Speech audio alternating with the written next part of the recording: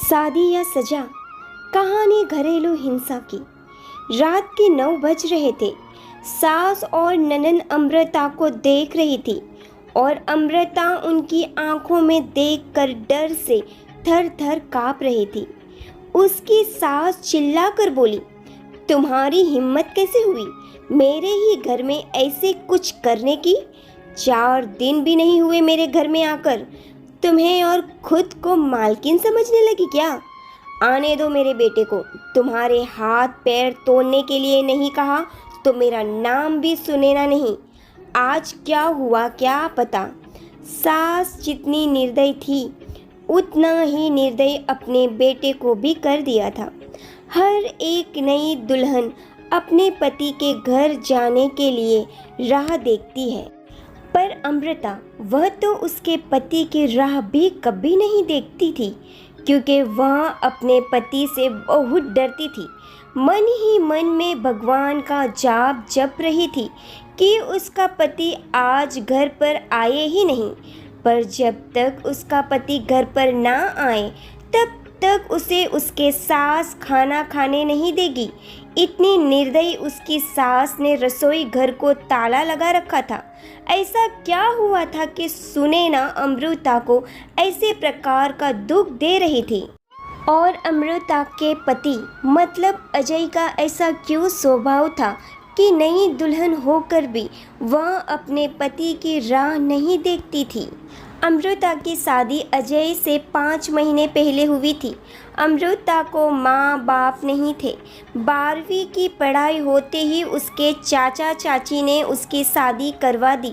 अमृता की जिम्मेदारी से उसके चाचा चाची मुक्त हो गए।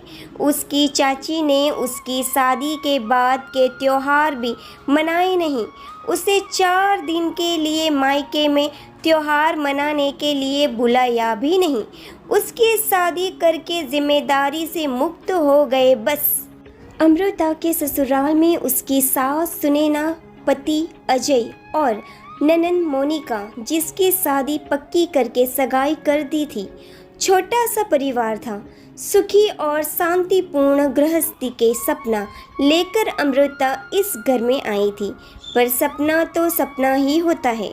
हर समय सपना सच होना कम मुमकिन होता है।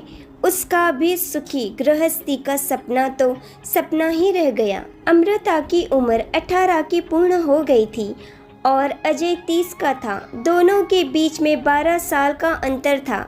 सास सुनैना ने अमृता के लिए 10 नियम बनाए थे। सुबह 4 बजे उठकर पूरे घर की साफ सफाई करना, बाद में नहाकर भगवान की पूजा करने के बाद में रसोई में जाना, हमेशा सर पर पल्लू रहना, सबसे पहले खाना ना खाना, मतलब सबके खाने के बाद ही अमृता खा सकती थी। ऐसे और भी कितने नियम कायदे सुनैना ने अमृता के लिए बनाए थे। अमृता को यह नियम पालन करने ही पड़ते थे, पर अभी उम्र ही क्या थी उसकी। उस वक्त उसके हाथ से अगर भूल हो भी जाती तो उसका पति या उसकी सास या फिर उसकी ननन उससे सजा देती ही देती थी। उसे मारने की भी कोई कमी नहीं रखते थे। उससे 5 साल बड़ी ननन मोनिका उस पर हाथ उठाने के लिए आगे पीछे भी नहीं सोचती थी। शादी को 10-12 दिन हुए थे। हर रोज अजय 8 बजे तक आ जाता था, पर उस दिन 10 बज गए थे तब भी अजय आया नहीं था। अमृता को बहुत जोर की भूख लगी थी। उसने खुद के लिए थाली बनाई और रसोई में खाने के लिए बैठी। अभी पहला ही निवाला मुंह में डाल रही थी कि तभी उसकी सास ने देख लिया। उस पर उसकी सास बहुत चिल्लाई। वो अमृता से सहन नहीं हुआ। तभी अमृता बोली, वह अभी तक नहीं आए, मुझे बहुत भूख लगी थी इसलिए खाने के लिए बैठी। सास कुछ बोलने वाली थी, तभी मोनिका आगे आई और अमृता को चाटा मार दिया। तुम्हारी हिम्मत कैसे हुई मेरी माँ के सामने बोलने की? तुम्हारे घर में तुम्हें खाना नहीं मिलता था क्या? मेरा भाई तुम्हारा पति है, उसकी राह नहीं देख सकती क्या? अरे औरतें अपने पति के लिए क्या क्या नहीं करती है। उतने में सास बोली, रहने दे मोनिका, क्यों इसको संस्कार सिखा रहे हो? माँ बाप तो रहे नहीं और चाचा चाची ने ऐसी लड़की हमारे पल्ले बांध दी। रहने दे, तू चल बाहर, मैं ही रसोई में ताला लगा देती हूँ। और उसे रसोई से बाहर धकेल कर ताला लगा देती है। अमृता आंखों में आंसू लेकर बस देखती ही रह गई। 11:30 बजे अजय घर आया। तभी सुनैना और मोनिका ने मिर्च मसाला लगाकर अमृता के खिलाफ अजय को भड़काया। वह तो माँ का भक्त। इतना ही सुनकर उसने गुस्से में आकर अमृता को थप्पड़ मारा। उसे उस दिन खाना भी मिला नहीं। अभी आज की ही बात ले लो। अमृता रसोई घर में खाना बनाकर सुनैना और मोनिका को खाना दे रही थी। दोनों हॉल में टीवी देखते देखते खाना खा रही थी और इधर अमृता एक एक गरम गरम रोटी उनको परोस रही थी। आज सुबह अमृता को सिर्फ एक ही रोटी उसके सास ने खाने को दी थी। अमृता को बहुत जोर की भूख लग रही थी, पर अजय तो 10 बजे के पहले आने वाला नहीं था। पर अमृता को भूख सहन नहीं हो रही थी। सास और मोनिका का खाना खाने के पहले रसोई घर को ताला लगाने से पहले अमृता ने जल्दी से रोटी अपने पल्लू में बांध कर रख ली। जब माँ बेटी का खाना होने के बाद उन्होंने अमृता को बाहर निकाल कर रसोई घर को ताला लगा दिया और दोनों उनके रूम में आराम करने के लिए निकल गई।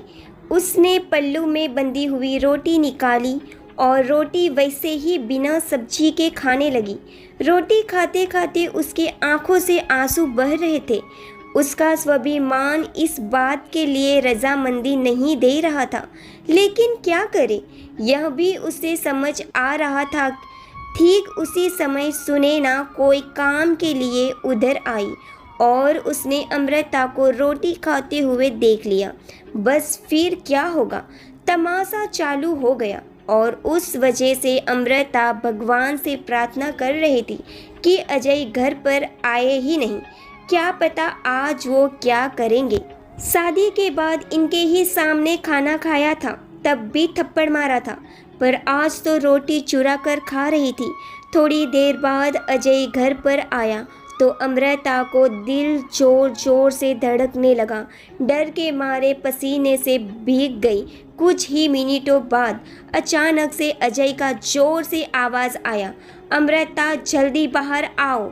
अमृता डर कर थर थर कांपते हुए बाहर आई।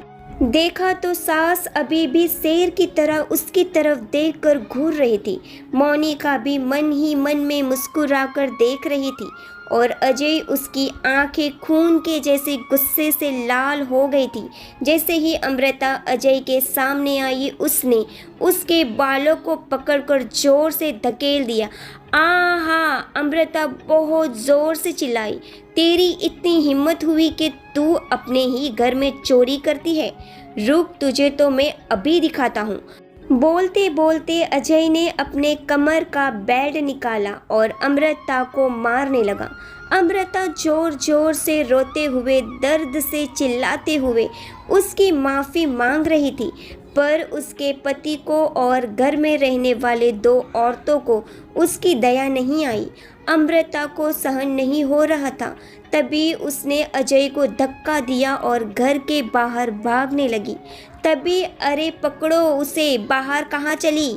सुनैना अजय को बोली। तभी अजय बोला, जाने दो माँ, भाग भाग कर कहाँ जाएगी? कहाँ उससे पालने के लिए उसके मायके वाले हैं जो उसे संभाल लेंगे। आएगी वापस घूम के यहीं, पर जाने दो उसे। पहले मुझे खाना परोसो, मुझे बहुत भूख लगी है। अजय का बोलना सुनकर सुनैना ने अजय को खाना दिया और आज भी सभी खाने के लिए बैठे, पर अमृता की याद किसी को भी नहीं आई। बाद में थोड़ी देर बाद अमृता घर में आई। उसे देखकर तीनों राक्षस जैसे हंसते हंसते उसके सामने खड़े हुए। आ गई क्या वापस महारानी? क्या हुआ, मायके वालों ने घर में नहीं लिया? सुनैना ने उसे टॉन्ट मारा। तभी अजय उसे बोला, जब तक तुम मेरे पैरों पर अपनी नाक नहीं रगड़ती तब तक मैं तुम्हें घर के अंदर आने नहीं दूंगा। मुझे धक्का देकर चली गई थी ना। हाँ भैया, इतनी जल्दी से माफ़ मत करना। अब अगर इसे माफ़ किया ना तो कल यह सिर पर चढ़कर नाचने लगेगी। ऐसी लड़की का क्या भरोसा? अरे भरोसा तो अभी हमें तो तुम पर भी नहीं रहा। जो अपनी भाभी का सम्मान नहीं कर सकती, वह लड़की हमारे घर का क्या मान बढ़ाएगी। अचानक अमृता की पीठ के पीछे से मोनिका के होने वाले ससुर की आवाज़ आई और वह अंदर आए। उन्हें देखते ही तीनों के चेहरे का रंग ही उड़ गया। अरे समधी जी, आप कब आए? सुने ना, साड़ी ठीक करके माथे पर पल्लू लेकर बोलने लगी। उसी वक्त आया जिस वक्त आपकी बहू रास्ते से डर कर इधर से उधर भाग रही थी। अच्छा हुआ अभी से ही तुम्हारा असली चेहरा हमें दिख गया। मैं आया ही नहीं तो हमारे घर की बर्बादी हो गई होती। अगर ऐसी बहू हमारे घर आई होती तो मोनिका के होने वाले ससुर उसकी तरफ हाथ दिखाकर बोले, नहीं नहीं, आपको कोई गलतफहमी हो गई है पापा। आप अंदर तो आइए, मैं आपको सब समझाती हूँ।